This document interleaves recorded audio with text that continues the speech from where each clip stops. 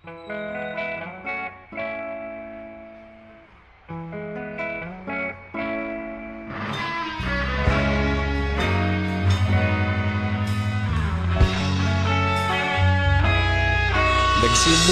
ang lahat sa eskwela, nagsama-samang 12 sa kalokohan at sa tuksuhan, hindi maawat sa isa't isa.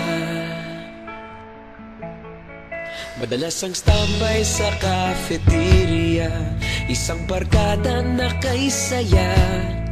Laging may hawak-hawak na gitara, konting udyok lamang kakanta na.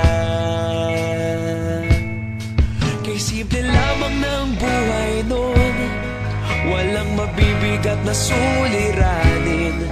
Problema lamang laging kulang ang datong. Sana napunta ang panahon? Sana nga ba? Sana nga ba? Sana napunta ang panahon? Sana nga ba? Sana nga ba?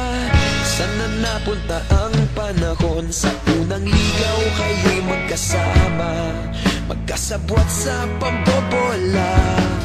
Walang sikreto kayong tinatago, okay sarap ng samahang barkada.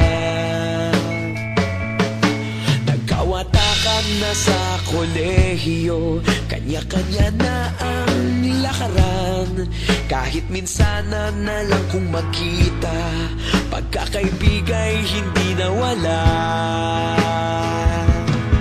At kung saan na napadpad ang ilan, sa dating eskwela meron din naiwan. Meron pa ng mga ilang nawala na lang, nakakamiss ang dating samahan. Sana nga ba? Sana nga ba? Sana nga bang barkada ngayon? Sana nga ba? Sana nga ba?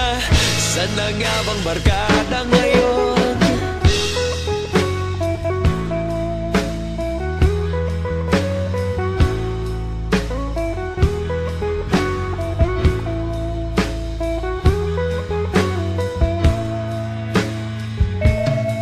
Ilang taon din ang nakalipas, wala pa sa aming tatay na nagsusumikap upang yumaman at guminhawang kinabukasan.